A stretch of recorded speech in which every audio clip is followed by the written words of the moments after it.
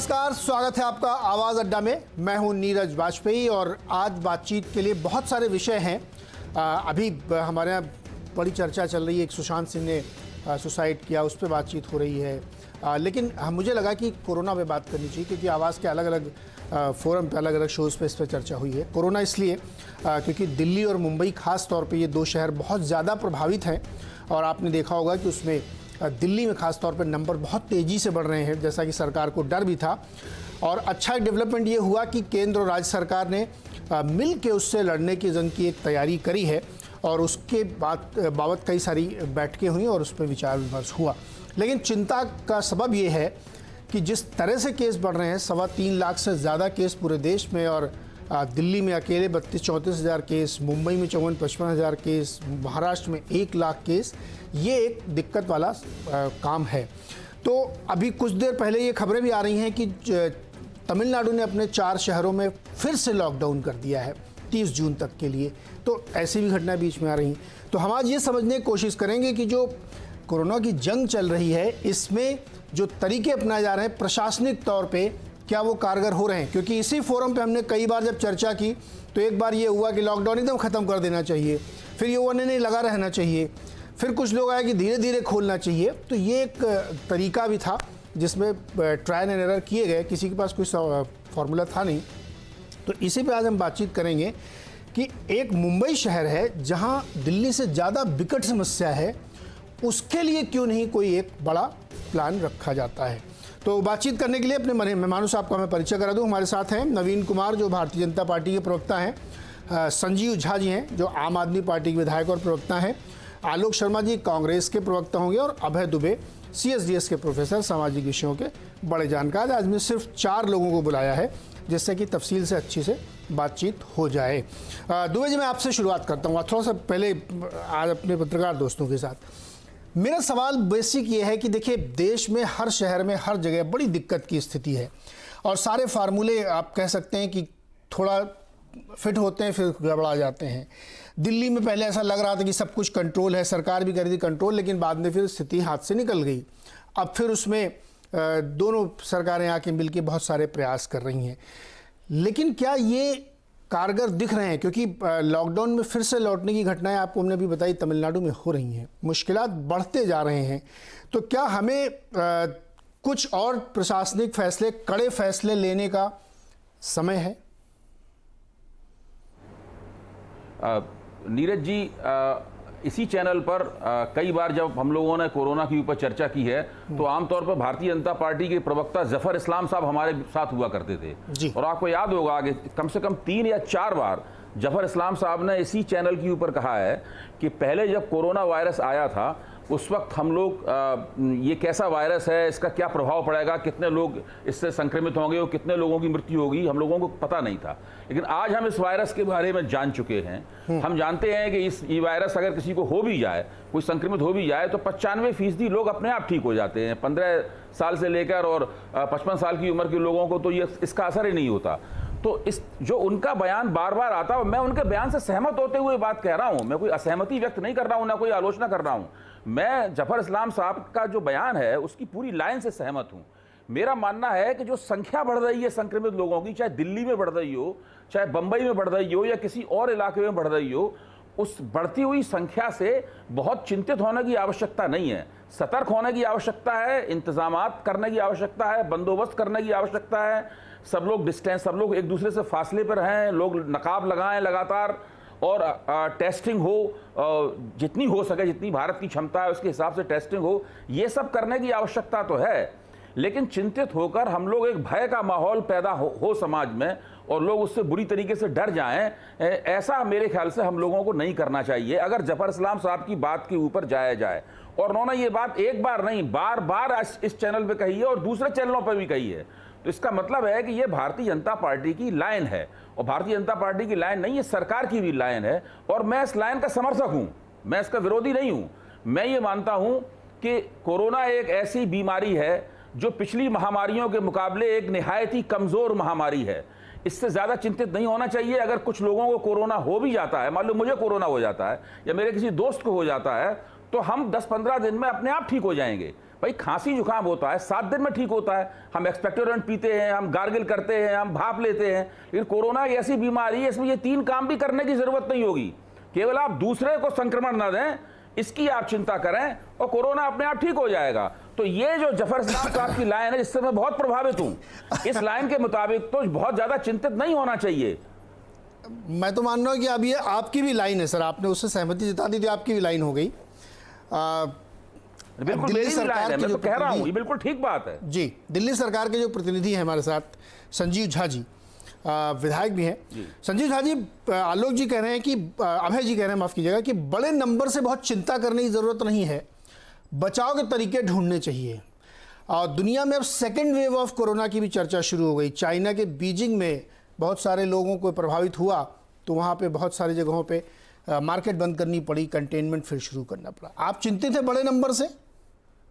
आप लोग कह रहे थे कि बहुत नंबर बड़ा आ रहा है इसलिए हमको चिंता है।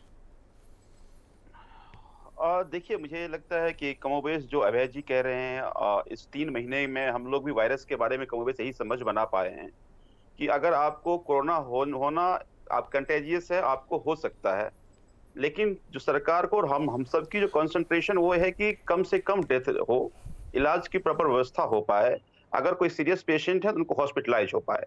और साथ साथ हम सब लोगों को कोरोना का एक प्रोटोकॉल है उसको फॉलो करना है, मास्क लगाना है, सैनिटाइज करना है, हाथ धोते रहना है, ताकि ये इसकी जो संक्रमण है उस संक्रमण से हम लोगों को बचा पाए।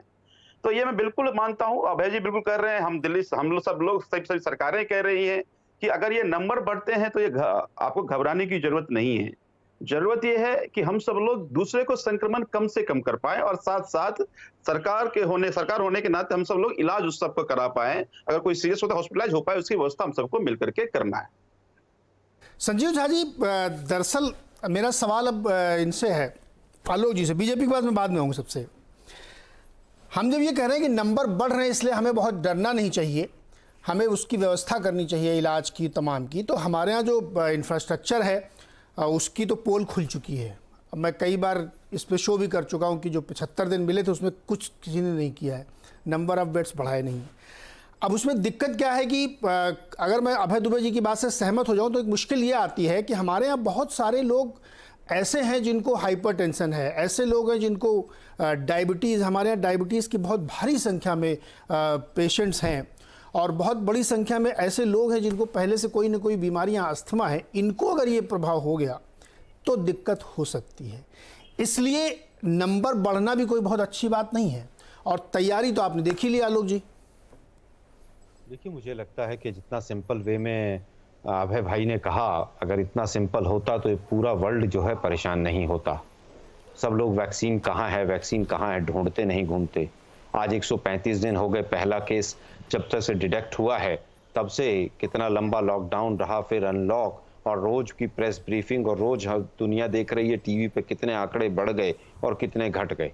मुझे लगता है चिंता का विषय है और चिंता करनी चाहिए, और चिंता केवल उनकी नहीं है कि जिनका डायबिटीज है।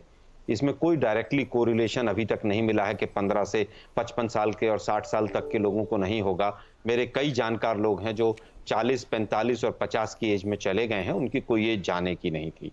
आपने इंफ्रास्ट्रक्चर की बात की, इंफ्रास्ट्रक्चर आपने देखा ही। आज तो हम कोटि कोटि नमन करेंगे हमारे देश के गृह मंत्री साहब भी, कि उन्होंने भी कल से मीटिंगें लेनी शुरू कर दी हैं। बहुत अच्छी बात है कि केंद्र शासित प्रदेश और दिल्ली देश की राजधानी, ना आम आदमी पार्टी ने एक हॉस्पिटल बनाया 6 वर्षों में, ना केंद्र सरकार ने एक हॉस्पिटल बनाया, ना एक कोई टेम्परेरी हॉस्पिटल डेवलप किया, और दोनों पार्टी के लोग अब बार बार जफर इस्लाम साहब का नाम ले रहे हैं कि साहब उन्होंने ऐसा कहा था। तो मुझे लगता है सब बंद कर देना चाहिए। तो यार ये लॉकडाउन करना और ये तमाम चीजें सब क्यों कर रहे हैं फिर ये सब लोग? अगर जफर इस्लाम साहब भी ठीक हैं और आम आदमी पार्टी भी ठीक है तो ये मीटिंग भी बंद कर देनी चाहिए। क्यों चाहे पैसे का खर्चा कर रहे हैं ये लोग?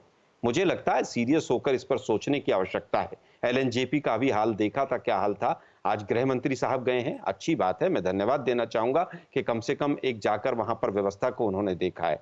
लेकिन दिल्ली के अंदर अगर 100 टेस्ट होते हैं और 36 लोग पॉजिटिव आते हैं उसमें, और उसके बाद कहते हैं कि साहब ये तो सामान्य फ्लू है, तो मुझे लगता है कि इस पे कहीं ना कहीं गहन चिंतन की आवश्यकता है। फिर क्यों वेंटिलेटर्स और इनके क्यों इंतजाम किया जा रहा है? सब बंद कर देना चाहिए सरकार को। आज हालत यह है कि जिस तरह से 30 जनवरी को पहला केस मिला, 2 जून को पहली एक कमेटी बनी डॉक्टर्स की, 9 जून को आपदा प्रबंधन की कमेटी बनाई गई और 14 जून को देश के गृह मंत्री मीटिंग ले रहे हैं। तो मुझे लगता है कि कहीं ना कहीं प्रयासों की बहुत भारी कमी रही है, चाहे वो कहीं पर भी रही हो।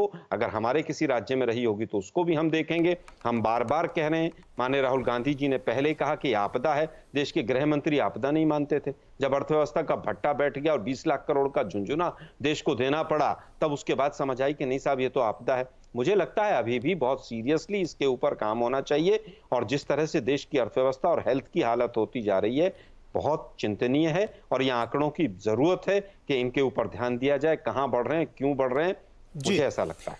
नवीन जी, अगर कुछ नहीं है तो फिर इतना सीरियस जी नीरज जी, हाँ नहीं ऐसा है ही नहीं नीरज भाई कि आप कहेंगे सीरियस नहीं है। दिल्ली में शमशान घाट पर वेटिंग ले है, आप कह रहे हैं सीरियस नहीं है। कैसे कह सकते हैं दिल्ली में सीरियस नहीं है? लोगों की लाशों के अंबार लगे हुए हैं और कहीं सीरियस नहीं है। वो 2 साल का बच्चा से लेकर 32 साल के युवा से लेकर 90 साल का बुजुर्ग भी अपने प्राण दे रहा है कोरोना के कारण, और हम कहीं सीरियस नहीं है। कमाल है। हाँ, ये अगर बात सही कही, आलोक जी कह रहे थे कि आज दिल्ली देश के गृह मंत्री एलएनजेपी हॉस्पिटल गए, देश के गृह मंत्री तो एलएनजेपी हॉस्पिटल गए, बात सही है। लेकिन अगर 84 दिन के अंदर जो दिल्ली के मुख्यमंत्री एक बार अस्पतालों के अंदर चले जाते, उन अस्पतालों के चले जाते जिन अस्पतालों को उन्होंने डेडिकेटेड किया था कोरोना के इलाज के लिए, तो शायद और कुछ नहीं तो वहां पे जो इतने दिनों से मेरे डॉक्टर, मेरे सफाई कर्मचारी, जो नर्स हैं, जो मेडिकल स्टाफ है, जो लोग काम कर रहे हैं बेचारे, उनका ही हौसला बढ़ जाता। आप यही कर लिया होता, आप उन मरीजों के पास चले जाते तो अस्पताल के बाहर खड़े पड़े अपने दम तोड़ रहे हैं, शायद उनको सांत्वना मिल जाती, उनको लगता कि आपके आने से, मुख्यमंत्री के आने से शायद उनका बच्चा बच जाता। अगर वो ऐसे चले जाते, दिल्ली के अस्पतालों को कोविड के डेडिकेटेड करने का काम दिल्ली के मुख्यमंत्री ने किया था, तो मुझे बताइए कि उन्होंने कहा कि 30,000 बेड दिल्ली में रहेंगे, सबको विश्वास हो गया। दिल्ली का मुख्यमंत्री बोला है, गली मोहल्ले को टटपुंजिया लीडर थोड़ी बोल रहा है। उन्होंने कहा 30,000 बेड है दिल्ली के, तो दिल्ली के 30,000 बेड कहां थे? जब देखा गया तो 3,000 बेड नहीं निकले। फिर कहा गया कि आप ऐप डाउनलोड करिए, जिसको बेड चाहिए आप लिखिए और फोन कर दीजिए केवल हमको, हमारी सरकार का आदमी आपके पास आएगा, आपको लेके जाएगा और इलाज करा देगा। लोगों ने फोन किया, किसी ने कोई जवाब नहीं दिया और कहा घर बैठिए इलाज कर लीजिए। फिर उन्होंने कहा ऐप आपको डाउनलोड कर दिए, ऐप के अंदर जाइए, जहां देखिए खाली बेड आपको पता चल जाएंगे। लोग वहां चले गए ऐप देखने के लिए। जिन हॉस्पिटल में गए, आप रियलिटी चेक मैंने नहीं, देश के बड़े नामी गिरामी चैनलों ने, समाचार पत्रों ने किया, वहां जाकर के देखा तो 3 अस्पतालों के अंदर तो कोविड का इलाज ही नहीं होता साहब, और जिनमें इलाज होता है उसमें बेड अवेलेबल नहीं। ऐसी स्थिति, भयावह स्थिति।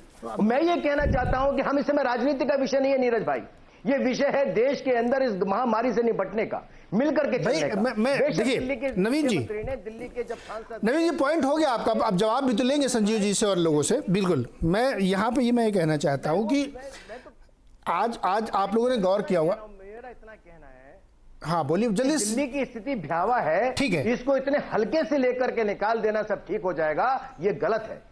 ठीक है, मैं इसका जवाब लेता हूं। मैंने आज जब ये हमारा पैनल बन रहा था तो हमने अपने सहयोगी से कहा कि आज हमें डॉक्टर मत देना आप, हम सिर्फ राजनीतिज्ञों से और अपने पत्रकार दोस्तों से बात करेंगे, क्योंकि हम इस विषय को प्रशासनिक तौर पे समझना चाहते हैं। डॉक्टर्स के पास बात करने के लिए आज हमारे पास ज़्यादा पॉइंट इसलिए नहीं क्योंकि उनके पास वही पुरानी बातें, कोई नई खोज हुई नहीं है। कि हम ये समझना चाह रहे हैं कि क्या प्रशासनिक तौर पे हम गड़बड़ कर रहे हैं क्या। कुछ लोग का ये मानना है कि इतनी चिंता नहीं करनी चाहिए, नंबर बढ़ रहा है तो ठीक है, जितने टेस्टिंग करेंगे नंबर बढ़ेगा। कुछ लोगों को मानना है, जैसे अभी नवीन कह रहे हैं, चिंता करनी चाहिए। मेरी चिंता इन दोनों के बीच की है कि मैं चिंता करूं ही ना करूं, लेकिन अगर कोई व्यक्ति बीमार हो तो उसको बेड मिल जाए, अगर कोई बीमार हो तो उसको ऑक्सीजन सिलेंडर मिल जाए, और ये व्यवस्था 75 दिन में नहीं की गई। एक पत्रकार के नाते मेरी चिंता ये है। अभय जी आप, उसके बाद संजीव जी आप। अभय जी बताएं। देखिए नीरज जी, आपकी इस आलोचना से भी मैं सहमत हूं कि पिछले 75 दिन का केंद्र सरकार और देश की राज्य सरकारों में से किसी ने उतना अच्छा इस्तेमाल नहीं किया जितना अच्छा इस्तेमाल किया जाना चाहिए था। उम्मीद ये थी कि कोरोना बीमारी के बहाने हमारे देश का पूरी जो स्वास्थ्य प्रणाली है वो एक नया मोड़ ले लेगी, वो ज़्यादा चुस्त होगी, उसमें अच्छे बंदोबस्त होंगे। लेकिन हम देख रहे हैं कि शायद वो कामयाबी हम लोगों को नहीं मिल पाई है। तो इस आलोचना से यहाँ तक मैं सहमत हूँ। जहां तक इस बात की बात है कि भाई हम बहुत ज्यादा चिंतित हो जाएं, हम बहुत भयभीत हो जाएं क्योंकि अभी तक वैक्सीन नहीं बनी है। देखिए, पिछले 100 साल में करीबन 12 महामारियां इस दुनिया में ग्लोबल पैमाने पर हुई हैं। उन 12 में से 5 महामारियां आज भी जारी हैं, उनके बारे में घोषणा नहीं की गई है कि वो महामारियां समाप्त हो गई हैं। उनमें से 3 महामारियों की आज तक कोई भी वैक्सीन नहीं बनी है। तो केवल वैक्सीन न बनना अपने आप में कोई डरने की वजह नहीं है। अगर आप मृत्यु दर को देखेंगे, मोर्बिडिटी रेट को देखेंगे, तो आप पाएंगे कि कोरोना बहुत ही कमजोर महामारी है। इसकी तो टीबी से भी मुकाबला नहीं किया जा सकता और किसी और दूसरी महामारियों से कोई मुकाबला। दूसरी महामारियां तो हंसती होंगी कि इस कोरोना को महामारी घोषित क्यों कर दिया गया। विश्व स्वास्थ्य संगठन किसी भी बीमारी को जब महामारी घोषित करता है तो उसका बुनियादी मानक क्या है? उसका बुनियादी मानक यह है कि 100 लोग जब संक्रमित हों तो उसमें से 12 लोगों की मृत्यु होनी चाहिए। जिस वक्त उसने महामारी घोषित की थी उस वक्त तो यह प्रतिशत दूर दूर तक गायब था और आज भी ये रेशियो नहीं है, न दुनिया में, न दुनिया के किसी भी देश में, और भारत में तो बिल्कुल ये अनुपात नहीं है। अगर आप दिल्ली की ऊपर गंभीरता से गौर करें तो दिल्ली में जो मृत्यु दर है अपने ही देश के दूसरे राज्यों के मुकाबले कम है। तो मेरा निवेदन यह है कि जब हम नंबर्स बताएं, जब संख्या बताएं कि बहुत लोग हैं, भाई बहुत लोग बढ़ते जा रहे हैं, हाँ। तो साथ में हम ये भी कहें कि ये चिंता की बात नहीं है, ये सतर्क होने की और बंदोबस्त की बात है, चिंता की बात नहीं है, भय की बात नहीं है। संजीव जी आप जवाब दे लें, उसके बाद मैं अपनी बात रखना चाहता हूं। संजीव जी आप बोलें। देखिए, मैं बहुत गंभीरता से जो बीजेपी के प्रवक्ता है मैं उनकी बातों को सुन रहा था। एक चीज देखिए, आज पूरे देश में ये कोरोना बीमारी और महामारी पूरे देश में है, तो हम तुलना भी कर लेते हैं कि दिल्ली में क्या तैयारी है और जगह क्या तैयारी है। आज दिल्ली में 14,604 लगभग 15,000 पर मिलियन हम टेस्ट कर रहे हैं। दूसरा स्थान राजस्थान का आता है जो 7,000, उसके बाद 3,000 से ज्यादा कहीं नहीं, उससे कम ही है। तो टेस्टिंग सबसे ज्यादा दिल्ली में हो रही है। आज दिल्ली में 612 वेंटिलेटर्स हैं, साथ लगभग 10,000 बेड की व्यवस्था दिल्ली सरकार ने की। हम तो बार बार यही कह रहे थे, आओ हम सब लोग मिलकर काम करते हैं। मैं स्वागत करता हूं कि कल देश के गृह मंत्री ने मीटिंग बुलाई और उन्होंने कुछ स्टेप लिए। मैं भी बार बार कहता हूं ये 14,000 15,000 टेस्ट भी काफी नहीं, हम तो कहते हैं टेस्ट काफी और संख्या में होनी चाहिए। इसीलिए हमने ये भी कहा कि आईसीएमआर जो तमाम तरह की कॉम्प्लिकेशन बना रखा है उसको आसान कर दे। जिस तरह से ब्लड टेस्ट होता है उसी तरह से कोरोना का टेस्ट हो जाए। मैं स्वागत करता हूँ आज शायद ये फैसला भी हुआ है कि 450 रुपए अब टेस्टिंग कर सकते हैं, हम डोर टू डोर जाकर टेस्टिंग कर सकते हैं। दिल्ली को टेस्टिंग किट बढ़ा के दी जा रही है। ये सारी बात हम बहुत पहले से कह रहे थे। टेस्टिंग से क्या होगा? आज भी हमारे यहाँ 45% बेड की अवेलेबिलिटी है। नवीन जी ने कहा, आज एक बात समझ लीजिए कि ऐप में कुछ परेशानियां जरूर आई, तो कोई भी चीज शुरुआत करते हैं तो पहले दिन तो संजीव जी नहीं होता। नहीं, ये जो बार बार टेस्टिंग आप लोग करते हैं, टेस्टिंग से क्या होगा? टेस्टिंग करने के बाद आपके पास भर्ती करने के लिए जगह है क्या? नहीं, बिल्कुल जगह है। आज भी कहां है जगह, बताइए आप मुझे। आज भी हमारे पास सरकारी अस्पतालों में 45% सीट वैकेंट हैं, क्योंकि आप लोगों को भर्ती नहीं कर रहे हैं इसलिए वैकेंट है। आप लोगों को भर्ती नहीं कर रहे हैं इसलिए वैकेंट है सर। नहीं बिल्कुल आप अच्छा एक्टिव केसेस बता दीजिए आप मुझे। हम एक्टिव केसेस बता दीजिए, कितने एक्टिव केस हैं? डेटा बता दिया कि हमारे एलएनजेपी में कितने बेड हैं, राजीव गांधी में कितने बेड हैं। सर आप मुझे एक्टिव केस बता दीजिए ना, कितने दिल्ली में कितने एक्टिव केस हैं? नहीं, लेकिन जितने सारे फिर वही बात हैं और 34,000 एक्टिव, अगर मान लीजिए ये 34,000 एक्टिव नहीं है तो सारे लोग हॉस्पिटल जरूरत नहीं है। देखिए सर, ये यही तो बात है ना। सिम्प्टोमेटिक है। नहीं सर, नहीं के करीब 15 क्या हुआ कि आपके यहाँ 41,000 केस हो गए सर। अब आप उसमें से एक्टिव केस निकालिए ना 24,000। 41,000 टोटल केसेज हैं। आपने पूछा कि एक्टिव केसेस कितने हैं, तो मैंने आपको एक्टिव केसेस बताया कि लगभग। अच्छा मान लीजिए 31,000 आपके एक्टिव केसेस हैं, उसमें से कितने लोगों को, क्या उसमें से केवल 2,000 लोगों को बेड की जरूरत है? आप मजाक कर रहे हैं संजीव जी, मैं नहीं कह रहा हूं, आप मजाक कर रहे हैं आप कि आप आंकड़े देख लीजिए कि सर मैं अब आंकड़ों की बात, नवीन जी रुकिए एक मिनट। देखिए सुनिए, जब कभी ह्यूमन त्रासदी को, अरे संजीव भाई सुन तो लीजिए आप, क्या होता, आंकड़ों का खेल बड़ा बुरा होता है। जब मानवीय त्रासदी को हम सांख्यिकी में परिवर्तित कर देते हैं और हम डेटा पर चले जाते हैं, इतना रेशियो है, इतने एक्टिव हैं, इतने पैसिव हैं, डेथ रेट ये है, प्री मॉर्बिडिटी ये है, ये जो आंकड़ों का खेल है ना, ये ह्यूमन लाइफ में अप्लाई नहीं होता है सर। और हम यही बार बार उदाहरण देते हैं कि ये देखिए आंकड़े हमारे, वो देखिए एक्टिव केसेस। जीवन को आप सांख्यिकी में मत बदलिए, ये ह्यूमन त्रासदी है। और स्पेनिश फ्लू में 5 करोड़ लोग मरे थे, तब भी लोगों को ऐसा लग रहा था कि कुछ नहीं होगा, कुछ नहीं होगा, धीरे धीरे सब ठीक हो जाएगा।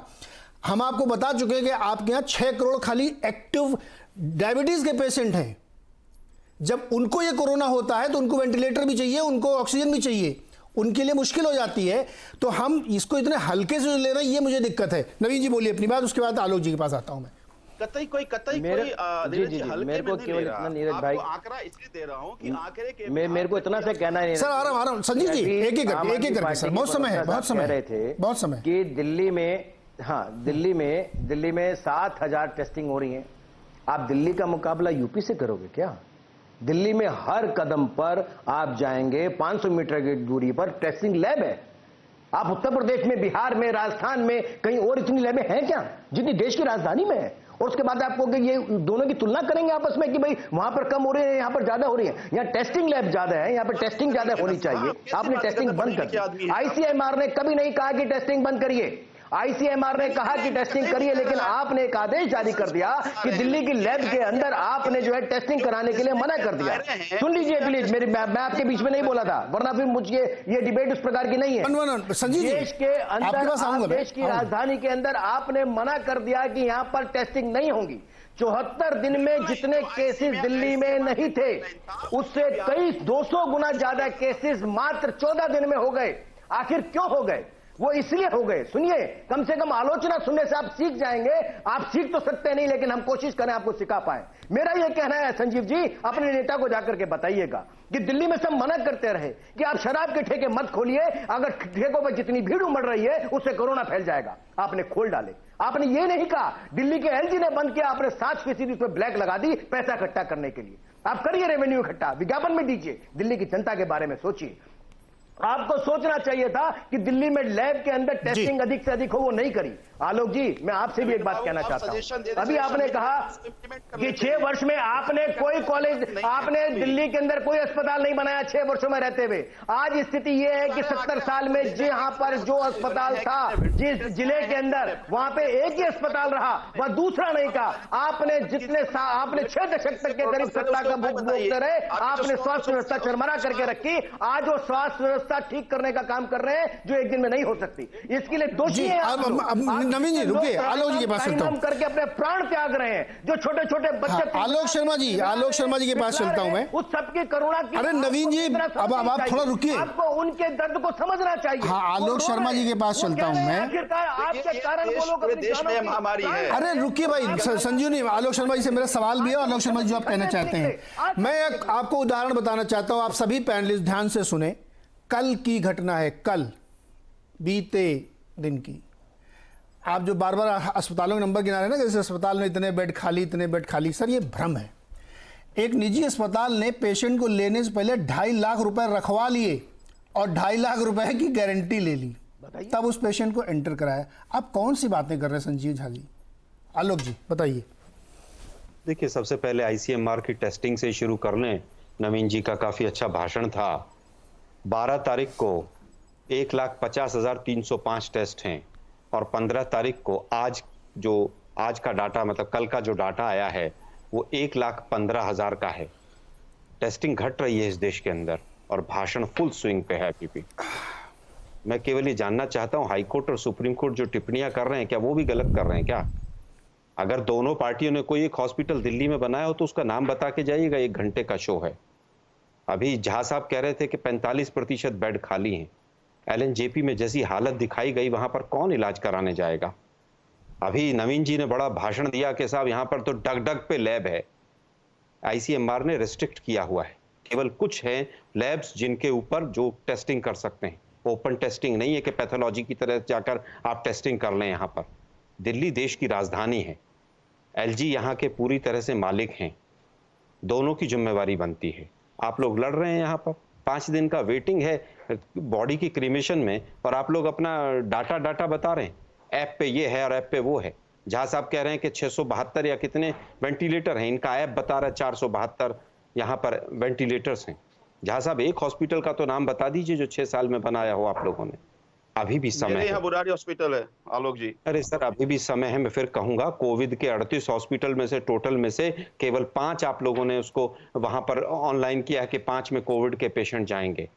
अभी प्रपोजल चल रहा है कि 10 बेड से 50 बेड तक के हॉस्पिटल्स को कोविड में कन्वर्ट किया जाएगा, लेकिन नवीन जी का आईसीएमआर जो है उसको रोके बैठा हुआ है। अभी भी इन दोनों की लड़ाई जो है वो पूरी तरह से पूरी फुल स्विंग पे है। आप बताइए ना, कौन सा आईसीएमआर ने दिल्ली के लिए कौन सा ऐसा रूल बना दिया जिसमें अच्छा रहे? टेस्ट पॉजिटिविटी रेशियो 36% है। ये सब आम आदमी पार्टी के आंकड़े लेके बैठ जाते हैं, टेस्टिंग कर दी, टेस्टिंग कर दी। किसी देश में कहीं पर भी 36 टेस्ट पॉजिटिविटी रेशियो नहीं है कि 100 में से 36 लोग पॉजिटिव निकले। दीनदयाल उपाध्याय हॉस्पिटल है, परसों का आंकड़ा बता रहा हूं, 52 टेस्ट हुए हैं। इतना बड़ा हॉस्पिटल है वो और 52 टेस्ट मात्र हुए हैं। नीरज जी ने पूछा टेस्टिंग से क्या होगा? नीरज जी, टेस्टिंग ही इसका इलाज है। टेस्टिंग होगी तो पता चलेगा, व्यक्ति को आइसोलेट करेंगे। जो इसके अंदर सिम्टम नहीं है, अगर वो बाहर घूमता रहेगा तो 20 लोगों को और कर देगा। इसलिए टेस्टिंग ही सबसे इंपॉर्टेंट। मैंने इसलिए पूछा था कि टेस्टिंग क्यों कर रहे हैं, क्योंकि टेस्टिंग के बाद की व्यवस्था नहीं है सरकारों के पास। मेरा सवाल तो ये है, इसलिए मैंने कहा था टेस्टिंग करके क्या होगा। सर, टेस्टिंग के बाद अगर मान लीजिए सरकार के पास व्यवस्था भी नहीं है तो कम से कम होम क्वारंटाइन तो होगा। वो व्यक्ति कम से कम अपने परिवार को तो नहीं फैलाएगा, पड़ोसियों को तो नहीं फैलाएगा। कितने लोग आप एक एक कमरे में जिंदगी गुजार रहे हैं, कहां से होम क्वारंटाइन कर पाएंगे बेचारे? अगर हम नहीं कर पाएंगे तो फिर तो इस महामारी का कोई, मैं वही तो कह रहा हूं कि ये जिम्मेदारी जो 75 दिन वाली थी उसमें किसी ने काम किया नहीं। सर एक मिनट, दूसरी चीज यही वो सही कि जो डेथ रेशियो है 100 में से गुजरात की जो डेथ रेशियो है वो 6.8 है। जितने पॉजिटिव केसेस निकल रहे हैं उसका 6.8% की डेथ हो रही है और दिल्ली 6.4 पर है और दोनों लड़ रहे हैं आपस में। ये इनके पास, किसी के पास कोई सही आंकड़े नहीं। 2200 लोगों का कॉर्पोरेशन का आंकड़ा है दिल्ली का। और इनका जो ऐप है वो ऐप बताता है आम आदमी पार्टी का कि यहाँ पर डेथ 1100 साढ़े 1100 हुई है। कॉर्पोरेशन का जी, मेरी आवाज आ रही है तो आप सुनिए, मैं आपको दो बातें छोटी छोटी कहना चाहता हूँ। उत्तर प्रदेश की आबादी 22 करोड़ से ज्यादा है, आप इनसे बुलवा लीजिए। और 22 करोड़ की आबादी में उत्तर प्रदेश के मुख्यमंत्री ने 24 लाख से ज्यादा प्रवासी मजदूर जब भी गए हैं, उनके लिए जितने स्टेडियम थे, वहां के जितने विश्वविद्यालय थे, उन सब के अंदर क्वारंटाइन सेंटर बना दिए। वहां पर बड़ी संख्या में लोगों को बेड दिए, वहां लोग रह रहे हैं, वहां पे इलाज करा के अपना जा रहे हैं। वहां व्यवस्था करिए। आपने सही कहा कि घर में बैठ के इलाज किया जा सकता है, तो जब वो व्यवस्था घर में, आपने नीरज जी भी सही कह रहे हैं, एक कमरे के मकान में 5 आदमी रहते हैं तो कहां जाएंगे? तो ये व्यवस्था दिल्ली में क्यों नहीं हो सकती थी साहब? क्या दिल्ली के मुख्यमंत्री, मैं बार बार कहता हूं, मुख्यमंत्री साहब से निवेदन करता हूं, आज भी हाथ जोड़ करके प्रार्थना कर रहा हूं कि अरविंद केजरीवाल साहब घर से बाहर निकलिए। दिल्ली की जनता ने आपको चुन करके, दिल्ली के अंदर आपको बम्पर मैंडेट मिला है। आप दिल्ली वालों को बाहर सड़कों पर देखिए, वो तड़प रहे हैं, वो त्राहिमाम कर रहे हैं। अपने एयर कंडीशन कमरे में वीडियोग्राफी, फोटोग्राफी कराना बंद करिए, घर से बाहर निकलिए, देखिए लोग कितने बिलबिला रहे हैं। ठीक है नवीन जी, रुकिए भाई, रुकिए। आप दिल्ली का बेटा, दिल्ली का मुख्यमंत्री होकर ऐसी जगह बैठा। हाँ, मैंने देखा सर, मैंने देखा है, इसीलिए तो मैं चर्चा करने, मैं अभय दुबे जी के पास जाना चाहता हूँ। अभय दुबे जी, 33% घट गई और ये बीजेपी वाले भाषण दे रहे। अभय दुबे जी, अच्छा सुनिए सर, अब दुबे जी से बात करने में मुझे, अभय दुबे जी, अगर हम उस मुद्दे को एक बार साइड में रख दें कि ये कितना खतरनाक है, वायरस है, क्योंकि ये एक अलग बहस चली जाएगी और वो एक डिफरेंट पैराडाइम, अगर वो बहस पे हम जाएंगे तो हमको शुरू से ही ये तय करना चाहिए था। अब वो प्रशासनिक गलती एक बार हो चुकी है, अब उसको आप रिवर्स नहीं कर सकते, टाइम मशीन में जा नहीं सकते हैं। लेकिन जो मौजूदा परिस्थिति, मैंने आपको उदाहरण जो अभी दिया दुबे जी, कल रात का है ये, कि निजी अस्पताल लूट रहे हैं और दिल्ली सरकार कुछ नहीं कर रही है। और मुझे कल ये बताया गया था, कल और इसके पहले कई शोज में आप भी रहे होंगे, जब दिल्ली सरकार के एमएलएस बैठते थे कि हम नियम बना रहे हैं, हम उनके ऊपर कैप लगाएंगे, वो पैसा वसूल नहीं पाएंगे। लेकिन मैं आपको कल की घटना बता रहा हूँ कि 2.5 लाख रुपये जमा कराने के बाद ही उस व्यक्ति को एडमिट किया गया है। आप कहेंगे तो मैं आपको पर्सनली, पब्लिकली ठीक नहीं है, आपको अस्पताल का नाम भी बता दूंगा। मुझे भी घटना पता है। तो सर अगर इस तरह की व्यवस्था है तो फिर बड़ी दिक्कत है ना सर। भेजे हैं तथ्य, और मैंने भी तथ्य देखे हैं, वो मैंने भी तथ्य वो देखे हैं, और मैं इस बात से आपकी सहमत हूं कि दिल्ली में निजी अस्पताल जो हैं वो कोरोना के खिलाफ संघर्ष में सहयोग नहीं कर रहे हैं। दिल्ली में नहीं, मेरे ख्याल से पूरे देश में हो रहा है। करेक्ट, बिल्कुल। दूसरे राज्यों से भी इस तरह की खबरें मिली हैं और हाँ, दिल्ली में भी हो रहा है। और निजी अस्पतालों के खिलाफ कड़ी कार्रवाई इस मामले में होनी चाहिए। दिल्ली सरकार ने एक अस्पताल के खिलाफ एफआईआर भी दर्ज कराई थी और मुझे नहीं पता कि उसके बाद क्या कार्रवाई हुई। दूसरे अस्पतालों के खिलाफ भी एफआईआर दर्ज होनी चाहिए। और देखना चाहिए कि इस महामारी के मौके पे जहां अस्पतालों का सहयोग बिल्कुल अनिवार्य है, दिल्ली सरकार अस्पतालों को बिना नाराज किए हुए या बिना अलग थलग किए हुए या अपने अभियान को नुकसान पहुंचाए बिना वो कैसे इन सब अस्पतालों के खिलाफ कार्रवाई कर सकती है, इसके कुछ नए तरीके भी खोजे जाने चाहिए। मैं आपकी बात से पूरी तरीके से सहमत हूं। निजी अस्पतालों का रवैया बहुत ही खराब है और इस रवैये पर पहले से ही भांप कर इसके ऊपर लगाम लगाई जानी चाहिए थी। जी अच्छा, मैं यहाँ पे एक छोटा सा ब्रेक लेता हूँ, मुझे एक ब्रेक लेना है, लौट के आएंगे तो इस चर्चा को आगे बढ़ाएंगे। कई ऐसे विषय हैं, जैसे एक मैं ये भी जानना चाहता हूँ कि अगर दिल्ली के साथ इतना बढ़िया कोऑपरेशन के साथ केंद्र और राज्य सरकार काम कर रही, तो भाई मुंबई क्यों आप लोगों ने लेफ्ट आउट कर दिया? यहाँ तो उससे ज़्यादा गंभीर समस्या है, तो इस पर भी थोड़ी बातचीत करेंगे एक ब्रेक के बाद।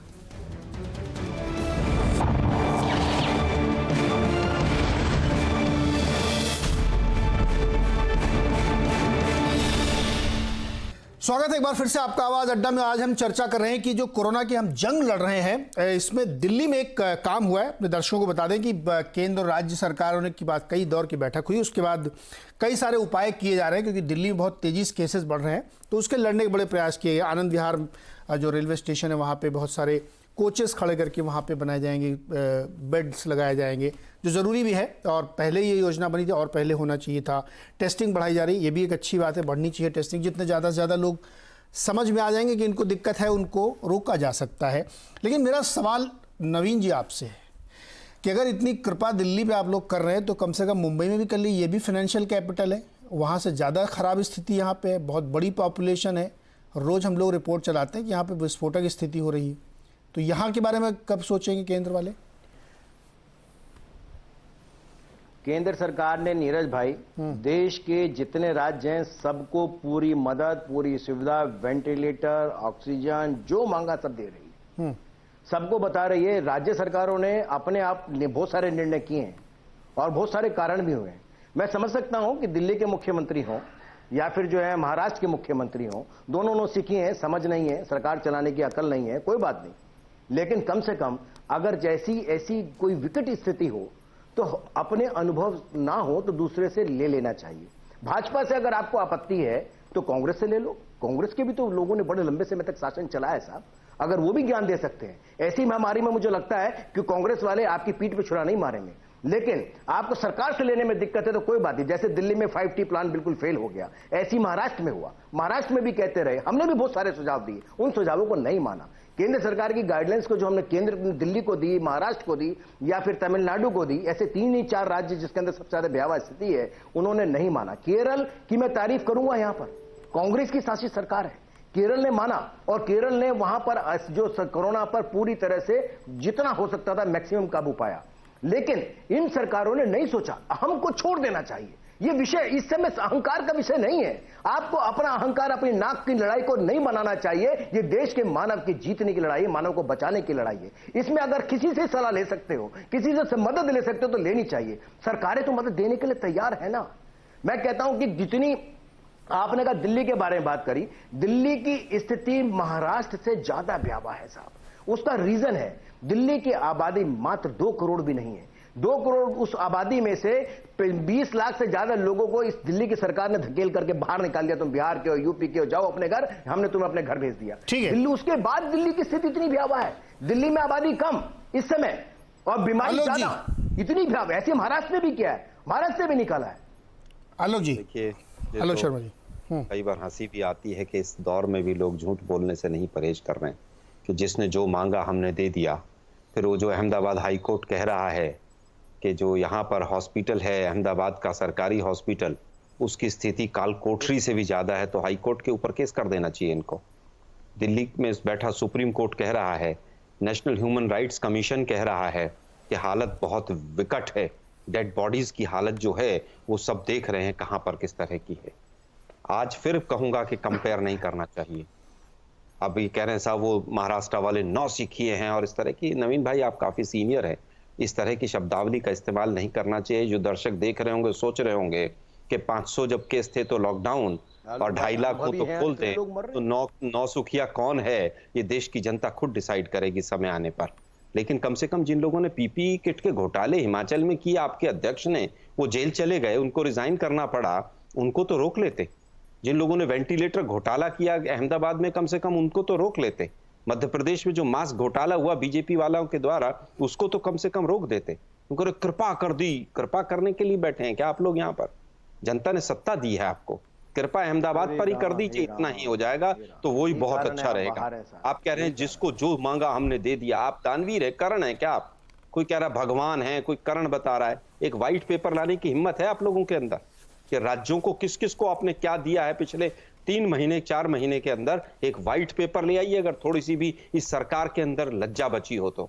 मुझे लगता है आज ये बहस करने का और भाषण का समय नहीं। मेरा कहना है आलोक जी, आपको कम से कम मेरा ये कहना है नहीं, जिस तरह की भाषा आपने इस्तेमाल की है, आप खुद सोचिए। आप मुझे कमाल है, कैसी बात कर रहे हैं? मुझे दानवीर करण मत मानिए, मुझे देश का नागरिक तो मानिए कम से कम। मुझे 2 दर्जे का नागरिक मान डाला आपने। मुझे लगता है कि बीजेपी की संस्कृति है, आप मुझे कम से कम ये तो सोचिए कि आप किसकी बात कर रहे हो। महाराष्ट्र में आपसे नहीं संभल रहा, आप अपनी राजनीति में तीनों लगे हुए हो, आपस में भिड़े हुए हो, इसमें दोष हमारा है क्या? सबसे ज्यादा अगर किसी ने अव्यवस्था की है तो केंद्र सरकार ने की है।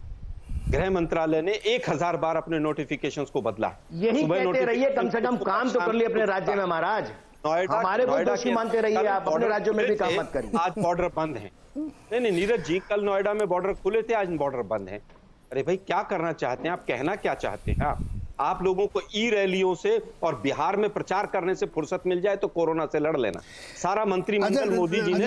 सुनिए आलोक जी, नवीन जी रुकिए थोड़ा, एक सवाल संजीव जी ले लें, उसके बाद में दुबे जी मैं आपसे थोड़ा सा पर्सनल चर्चा करना चाहता हूँ। आप देख रहे हैं क्या हो रहा है, कपड़ा पहनाते हुए मुद्दे की बात से अलग हटके दोनों लोग कहाँ बात करें। संजीव जी आप भी अब इसी में आप भी ऐड कर दीजिए, जो मेरा मूल सवाल उसका कोई जवाब न दीजिएगा।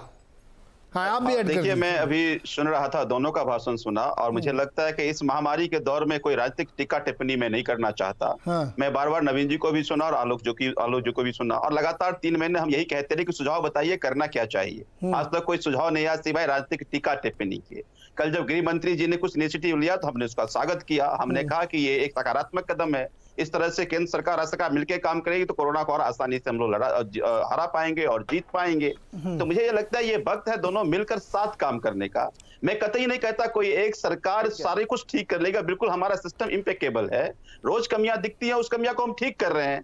आपने ये भी कहा कि अस्पताल में बहुत महंगे इलाज हो रहे हैं। हमने एक अस्पताल में FIR भी किया था, फिर बीजेपी के लोग बिलबिला गए, तमाम तरह के आरोप भी लगाने लगे। तो मुझे ये लगता है कि ये वक्त, देखिए राजनीति खूब कर लीजिएगा, खूब मौके मिलेंगे। ये एक त्रासदी है और ये त्रासदी पूरे देश में है। हो सकता है कि जो आंकड़ा दिल्ली में देख रहे हैं किसी और स्टेट में हो जाए। गुजरात का क्या स्थिति आप सबके सामने है, पर उसमें नहीं जाता, उससे कुछ मिलने वाला भी नहीं है। आज हमने तैयारी की है और तैयारी आपके सामने। लगभग हम लोग 4000 बेड होटल्स में, 11000 बैंकेट हॉल में, 2500 प्रगति मैदान में ये कोशिश कर रहे हैं। आपने कहा कि LNJP का बहुत बुरे हाल है। अभी LNJP में संजीव जी अब थोड़ा सा अभी आप साहब लोग शांत हैं, मैं दुबे जी के पास जाता हूँ। मैं देखिए, हमें लगता है आवाज अड्डा पे सबसे शांत चर्चा होती है, सबसे फ्रूटफुल हम चर्चा करने की कोशिश करते हैं। अरे रुकिए ना नवीन भाई भी थोड़ा, अभी आपका बहुत बात कर चुके, थोड़ा सा अभय जी से बात कर लो। 10 सेकंड केवल इनको, एक 10 सेकंड केवल, अभी रिलेवेंट बात है। इन्होंने कहा कि सुझाव दे दीजिए। मान्यवर संजीव जी, मेरे पास पत्र आपके मुख्यमंत्री साहब को लिखे हुए हैं, ट्वीट पर भी। अरे ठीक है, वो दिखा दीजिएगा आप उनको सर, अलग से मेल करके दिखा दीजिएगा, उसमें कोई दिक्कत नहीं। हमने कहा कि आप स्टेडियमों को क्वारंटाइन सेंटर छोड़ी अरे उसका कोई फायदा नहीं ना, वहां पे क्वारंटाइन एंड रिजल्ट कुछ नहीं आया तो हमारी कोशिश का कोई फायदा नहीं हुआ। नहीं, हमने आपको 40 सुझाव दिए। ऐसे तो अभय जी गवाही देंगे। हम लोग यही आवाज अड्डा में बैठ के हमने डॉक्टर साहब को बुलाया था, उन्होंने बहुत सारे सुझाव दिए और दिल्ली सरकार ने उसको लागू कर दिया। तो मैं क्रेडिट ले लूं क्या कि मैंने सुझाव दिया था और यहाँ पे हो गया? नहीं, मेरा कहने का मतलब ये है, अभय जी से मेरा सवाल है, आप प्लीज आप लोग थोड़ा सुनिए। हम चर्चा इस बात की यहाँ पे इसलिए कर रहे हैं दिल्ली और मुंबई की, हम उसको राजस्थान से कंपेयर नहीं करना चाहते, हम उसको किसी और राज्य से नहीं करना चाहते। अभी इन 2 पे फोकस कर रहे हैं। जब हम पूरे देश में चर्चा करेंगे तो आप सब जगह की बात करिएगा, क्योंकि फिर चर्चा भटक जाती है। कोई इस बात का जवाब नहीं देता है, इररिस्पेक्टिव सभी पार्टियां, कि उस 75 दिन में आपने क्या तैयारी की, इस सवाल का कोई जवाब नहीं देगा। बाकी ऐप बना दिया, ये कर दिया, वो कर दिया, इंपोर्ट कर दिया, एक्सपोर्ट कर दिया, सब बताओगे आप मुझे ये बताओ खाली कि 22 मार्च को हमारे यहाँ इतने बेड थे, आज इतने हैं। हम मान लेंगे कि आपने तैयारी की। दुबे जी इस सवाल का जवाब नहीं देते कोई, बाकी सब बातें करेंगे। नहीं, ये आप आपकी आवाज में आवाज मिलाते हुए मैं भी देश की सभी सरकारों के सामने ये सवाल रखना चाहूंगा कि पिछले 75 दिन में वास्तव में भारत की स्वास्थ्य प्रणाली को कितना उन्होंने दुरुस्त किया, कितना चाक चौबंद किया, और उसमें नया वैल्यू एडिशन क्या किया गया, उसमें वैल्यू एडिशन क्या किया गया, जो पहले से था उसको कितना बेहतर बनाया गया। पहले ही हालत खराब थी, मैं ये मानता हूं पहले ही हालत खराब थी। एक तरफ तो 5 स्टार निजी अस्पताल हैं। हाँ। अब निजी अस्पतालों का एक आपने चर्चा की है, मैं एक तथ्य आपके सामने पेश करना चाहता हूं। एक बहुत ही वरिष्ठ कार्डियोलॉजिस्ट ने मुझे, हृदय रोग विशेषज्ञ ने मुझे बताया है, मुझे इसकी जानकारी नहीं थी। मान लीजिए 200 करोड़ रुपए की लागत में एक बड़ा भव्य अस्पताल बनता है और उसमें 100 बेड हैं, तो एक बेड 2 करोड़ रुपए का बैठा। मेरा मानना यह है कि ये जो पूरा स्वास्थ्य सिस्टम का ये जो हिस्सा है, ये हिस्सा ही आपत्तिजनक है। मेरा निवेदन यह है कि इससे बहुत कम पैसे में, इससे कहीं ज्यादा बेड का बहुत साफ सुथरा अस्पताल बन सकता है। तो जो स्वास्थ्य प्रणाली का जो कारपोरेटाइजेशन हुआ है, ये कारपोरेटाइजेशन ही इस तरह का है कि उसमें एक निजी अस्पताल कोरोना का फायदा उठाकर एक मरीज से 2.5 लाख रुपए रखवाएगा और 2.5 लाख रुपए की गारंटी लेगा, जिसका भी आपने जिक्र किया और मैंने भी उसकी तस्दीक की। दिक्कत की बात यह है कि ये जो 5 स्टार कल्चर है स्वास्थ्य का, ये बिल्कुल खराब है, भारत जैसे देश में बिल्कुल फिट नहीं है। और इस बात पर ही, इस कोरोना के संकट का फायदा उठाकर हम सभी को, सरकारों को, मोदी जी को और राज्य सरकारों को भी इसके ऊपर गंभीरता से सोचना चाहिए और इसके अंदर कुछ बुनियादी तब्दीली लाने के बारे में सोचना चाहिए। इतने महंगे बड़े बड़े अस्पताल बनने की इजाजत ही इस देश में नहीं मिलनी चाहिए। अगर सरकार पूरी स्वास्थ्य प्रणाली को सब्सिडाइज नहीं कर सकती है तो कम से कम, और निजी क्षेत्र को उसमें भाग लेने देती है, तो निजी क्षेत्र के ऊपर कुछ इस तरह की बंदिशें होनी चाहिए कि वो 2 करोड़ रुपए प्रति बेड की लागत का अस्पताल न बनाए। अगर ऐसा अस्पताल बनेगा तो फिर वो लूट खसोट करेंगे ही। अरे दुबे जी, दिक्कत, हाँ आपके पास आ रहा हूँ आलोक जी, दिक्कत ये है कि इस पैंडेमिक में भी सरकारें रोक नहीं पा रही हैं जी। बाकायदा डिस्प्ले में मेनू लिखा हुआ है पर डे के हिसाब से रेट। इस पैंडेमिक की सिचुएशन में भी अगर आपको एक नहीं कंट्रोल कर पा अंग्रेजी का एक मशहूर अखबार जो कि आर्थिक विषयों का अखबार है और पिंक पेपर पर निकलता है, मैं उसके संपादकीय का जिक्र करता हूं आपसे। जब किसी ने सुझाव दिया कि निजी अस्पताल जो है वो कोरोना के मरीजों से पैसे न लें, तो इसके पैसे न लें या उस पर रियायत करें, तो इस सुझाव के खिलाफ उस अखबार ने एक संपादकीय लिखा कि निजी अस्पतालों पे ऊपर इस तरह का दबाव नहीं डाला जाना चाहिए। मैं ये कह रहा हूं समस्या है कि इस बात पे सरकार क्यों नहीं सोच रही है। आलोक जी, आप तीनों लोगों को सवाल है, मैं आलोक जी के पास आता हूँ, एक एक करके आपके पास आऊँगा कि भाई एक तरफ आपके पास सरकारी अस्पतालों में जगह नहीं है, लोग भरे पड़े हैं और आप खुद ही बता रहे हैं कि वहाँ लाइन लगी हुई है, मॉर्चरीज में हालत ख़राब है, और दूसरी तरफ वहाँ पे लूट रहे हैं और आप मुझे ऐप दिखा रहे हैं, देखिए 4000 बेड खाली हैं। ये क्या मजाक है? क्यों नहीं इसको अब तक रोका जा रहा है? दिल्ली मुंबई में अगर ये स्थिति है तो आप सोचिए कि जहाँ कम खराब व्यवस्थाएं हैं या जहाँ पे बहुत अच्छी व्यवस्था नहीं है हेल्थ की, वहाँ क्या स्थिति होगी? आप अंदाजा है। अभी देखिए ग्लोबली अब सेकेंड वेव ऑफ पैंडेमिक की बात हो रही है, हम अभी पहले वेव में ही फंसे हुए हैं, पीक हुआ ही नहीं अभी तक, पता नहीं कब होगा, क्या होगा, कुछ नहीं पता किसी को। केस की संख्या बढ़ती जा रही है रोज। डर इस बात का है कि भारत में बहुत सारे लोग पहले से ही दिक्कत में होते हैं और 14 दिन के क्वारंटाइन में जाएंगे वो, तो क्या स्थिति होगी? आलोक जी, देखिए, मुझे लगता है कि मुंबई ने बहुत अच्छी तरह से कुछ चीज़ों को हैंडल किया है, कुछ चीज़ें वहाँ से सीखनी चाहिए। अभी नवीन जी तो केरला में भी हमारी सरकार बना रहे थे, खैर बीजेपी है कहीं भी कुछ कर सकती है। मुझे लगता है भीलवाड़ा मॉडल से बहुत कुछ सीखा गया। मुंबई को 36 जोन में इन्होंने डिवाइड किया, 72 एम्बुलेंस है, 72 इनके हॉस्पिटल्स उन्होंने आइडेंटिफाई किए हैं कि वहाँ पर अगर है तो आप उस जगह पर वहाँ पर फ़ोन कीजिए और वहाँ पहुँच जाइए। मुझे लगता है कि उसी तरह के मॉडल दिल्ली में भी अपनाए जाने चाहिए। जहां तक बात है कि हॉस्पिटल्स की जो आप बात कर रहे हैं, अभी अभय भाई ने कहा कि ऐसे हॉस्पिटल्स को परमिशन नहीं मिलनी चाहिए। अगर केजरीवाल जी की और केंद्र सरकार अगर एक हॉस्पिटल केंद्र के देश की राजधानी में 6 साल में नहीं बनाएंगी तो स्वाभाविक है कि इस तरह के हॉस्पिटल्स अपने चार्ज लेंगे। सवाल ये भी तो खड़ा होना चाहिए कि केंद्र ने और राज्य ने एक भी हॉस्पिटल पिछले 6 साल में क्यों नहीं बनाया?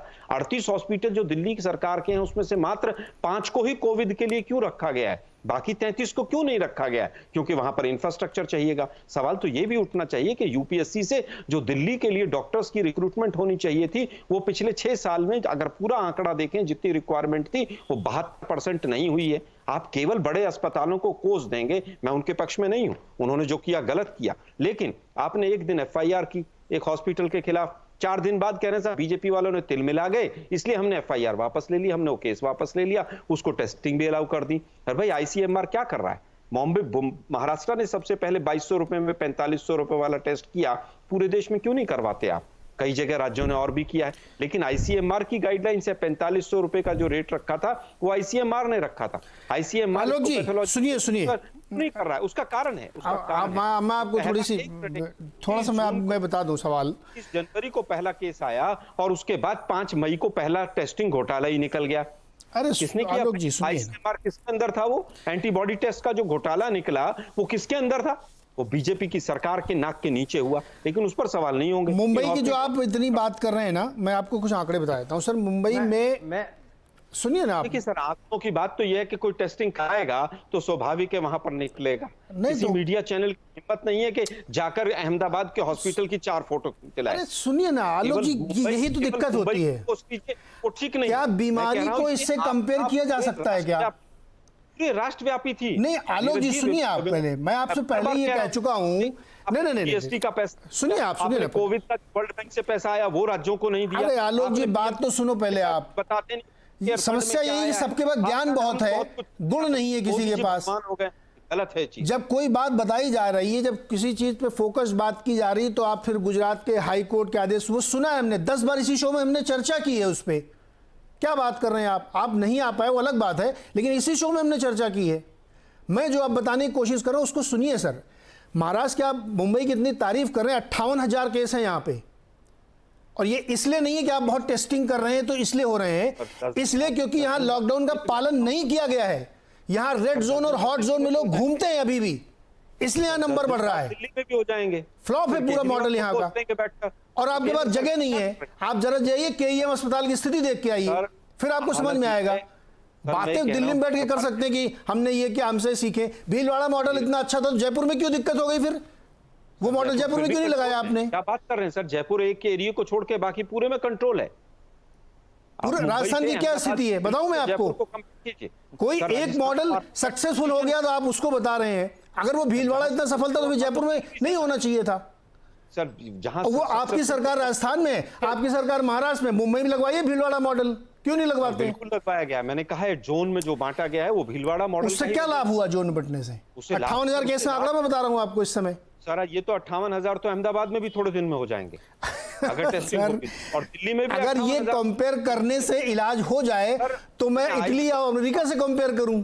कंपेयर करने से नहीं होता। मैं इसीलिए कह रहा हूं मानव जीवन को आंकड़ों में मत तौलिए सर।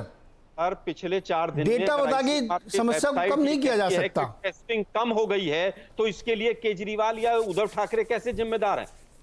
आईसीएमआर किसके अंडर है? मोदी जी जिम्मेदार क्यों नहीं है? मीडिया के लोग क्यों नहीं सवाल पूछते मोदी जी से? तो यार नवीन जी यहाँ बैठ कर क्या कर रहे हैं और इससे मैं क्या पूछ रहा हूँ? सर आप पूछिए ना कि 4 दिन में क्यों आंकड़े गिर गए? नवीन जी से मैं क्या पूछ रहा हूँ? आपको सुनाई नहीं दे रहा है, आपको समझ में नहीं आ रहा। मैं 50 बार कह चुका हूँ 75 दिन में हमने व्यवस्था नहीं बनाई। अरे सर मैं फिर कह रहा हूँ नहीं सर, आप लोग क्या होता है ना, विषय को विषयांतर करा दो, अपने बात आए तो दूसरी बात करने लगो, ये खराब तरीका होता है। ये पूरे देश में इस तरह के आंकड़े हो जाएंगे तो क्या करेंगे? कंपेयर करेंगे आप? किससे कंपेयर करेंगे फिर आप? अरे सुनिए एक एक करके बोलिए। मेरा ये कहना है, फंड का हिसाब नहीं देते हैं आलोक के अलावा कुछ नहीं करते। मेरे मित्र हैं, अच्छा बोलते हैं। एक एक करके प्लीज, एक एक करके। आलोक जी मुझे एक बार बताइए, आप बार बार ये तर्क देना कि भाई 6 साल के अंदर आपने डॉक्टरों की संख्या कम कर दी, क्या मोदी सरकार ने डॉक्टरों को बाहर कर दिया? क्या आप बार बार तुलना करते हो कि मैंने लाशों के लिए लकड़ी ज्यादा इकट्ठी कर दी, तेरे राज्य ने कम कर दी? ये कौन सा तर्क हुआ भाई? इस तरह से बात करेंगे आप? आपने क्या कहते हो 6 साल में सरकार ने अस्पताल गिरा दिए, डिमोलिश कर दिए, अस्पताल बनने की जगह खत्म कर दिए? किस तरह की बातें करते हैं आप? मेरा निवेदन है कम से कम यहां पर गंदी राजनीति छोड़ दीजिए। आप हर साल हर चीज के लिए, हर दोष के लिए, हर गुनाह के लिए मोदी को ही दोषी ठहराते रहेंगे। इससे बेहतर है कि मिलकर के काम करिए, राजनीति मत करिए। मुझे ये बताइए, आईसीएमआर ने कब कहा कि टेस्ट नहीं होने चाहिए? वो आदेश किसने निकाला टेस्ट नहीं होने चाहिए का? क्या आईसीएमआर ने कहा था कि टेस्ट नहीं होने चाहिए? एक पैरामीटर है, वो पैरामीटर उपयोग में लाना चाहिए। इसमें क्या गलती है? दूसरी बात, आप बार बार कहते हैं कि मेरे राज्य में कम हो गए, तेरे राज्य में ज्यादा हो गए। आज आपने क्या दिया? राजस्थान कोरोना फ्री हो गया, पंजाब में कोरोना नाम की कोई चीज नहीं है। आप कहते हो कि छत्तीसगढ़ में कोरोना है ही नहीं है। आखिरकार इस प्रकार की ही बातें करेंगे आप? कांग्रेस की सरकार है, कम से कम सोचिए कि दिल्ली जो है बारूद के ढेर पे बैठ गई है आप जैसे लोगों की राजनीति के कारण। राजनीति मत करिए, मिल करके काम करिए। केंद्र सरकार आपको समर्थन संजीव जानिए, भाई समय खत्म हो रहा शो का। एक आदमी इतनी देर तक बोलेगा तो फिर शो नहीं खत्म हो पाएगा। संजीव जी, आप अपनी बात रख दीजिए। देखिए, मुझे लगता है कि पैनलिस्ट कहता है कि राजनीति नहीं करनी चाहिए, फिर भी बात राजनीति की ही आती है। ये महामारी है और पूरे देश के लिए है और हम सबको इसको मिलकर के लड़ना है। जब मैं अपने टेस्टी के आंकड़े या बाकी आंकड़े दिया तो इसी राज्य से तुलना हमने केवल इसलिए किया ताकि चुनौतियां सबके सामने हैं, उस चुनौतियों को सामना करते हुए किस तरह से दिल्ली सरकार काम कर रही है। मैंने ये भी कहा कि कल जो गृह मंत्री ने इनिशिएटिव लिया, ये अच्छी इनिशिएटिव है, हम सबको मिलकर काम करना है। हम तो बार बार कह रहे हैं कि टेस्टिंग की संख्या बढ़नी चाहिए। और अगर 24 घंटे की बात करूं तो लास्ट 24 घंटे में 13,300 टेस्ट किए हैं। तो जो टेस्टिंग किट आपने बढ़ाया उसके बिहाफ पर टेस्ट करना शुरू किए। और साथ साथ हम लोग जहां जहां रेस्ट्रिक्टिव जोन है वहां डोर टू डोर सर्वे करके जो आप कह रहे हैं कि किस अलग अलग जो बीमारियां हैं उनको किसी तरह का शिकायत तो नहीं, टेस्ट कर रहे हैं, फिर उसके बिहाफ पे उसको उसी तरह का इलाज की व्यवस्था किया जा रहा है। लगातार हम बेडों की संख्या 20,000 बेड हम जगह जगह, चाहे वो बैंक्वेट हॉल हो, चाहे वो होटल्स हो, चाहे प्रगति मैदान में, तमाम जगह से 20,000 बेड बढ़ाने की कोशिश कर रहे हैं। या केंद्र सरकार जो रेलवे कोच में सर अभी तक आप कोशिश ही कर रहे हैं। संजीव जी, मेरा समय खत्म हो गया है, समय खत्म हो गया। मैं माफी चाहूंगा, दोबारा हम लोग बातचीत करते थे, समय खत्म हो गया है। हम लोग अभी कोशिश ही कर रहे हैं। समस्या बढ़ती जा रही है, दिक्कतें बढ़ती जा रही हैं, हम अभी कोशिश ही कर रहे हैं। और आप लोग कहते हैं फेज वाइज में अभी बेड बना रहे हैं। मेरा तो क्या बताएं, इस स्थिति में आप पूरा देश पहुंच गया। इसमें मैं किसी सरकार को या किसी पार्टी को दोष नहीं दे रहा हूँ, ऐसी अभूतपूर्व समस्या थी, लेकिन प्रशासनिक तौर पे गड़बड़ियां हुई हैं, तैयारी नहीं की गई है, ये सच है। और हम अभी भी अगर इसको हल्के में ले रहे हैं तो आगे और मुसीबत बढ़ेगी, क्योंकि आपके यहाँ इंफ्रास्ट्रक्चर बहुत कमज़ोर है और बहुत सारे लोग कई सारी ऐसी बीमारियों से ग्रसित होते हैं कि अगर उनको कोरोना हो जाएगा तो फिर आपको वेंटिलेटर भी लगेगा, फिर आपको ऑक्सीजन भी लगेगा, आईसीयू लगेगा, जो कि नहीं है। तो इसलिए बेहतर है कि अभी भी इसको अच्छे से रोक सकते हैं। सोशल डिस्टेंसिंग कराइए, मॉल मत खुलवाइए, पूजा स्थल खुलवाने की कोई ज़रूरत नहीं है, इसको रोका जा सकता है। तमाम उपाय किए जा सकते हैं, ये सरकारों को तय करना है कि वो क्या करती हैं। बहुत बहुत शुक्रिया हमारे साथ जुड़ने के लिए। देखते रहिए CNBC आवाज़।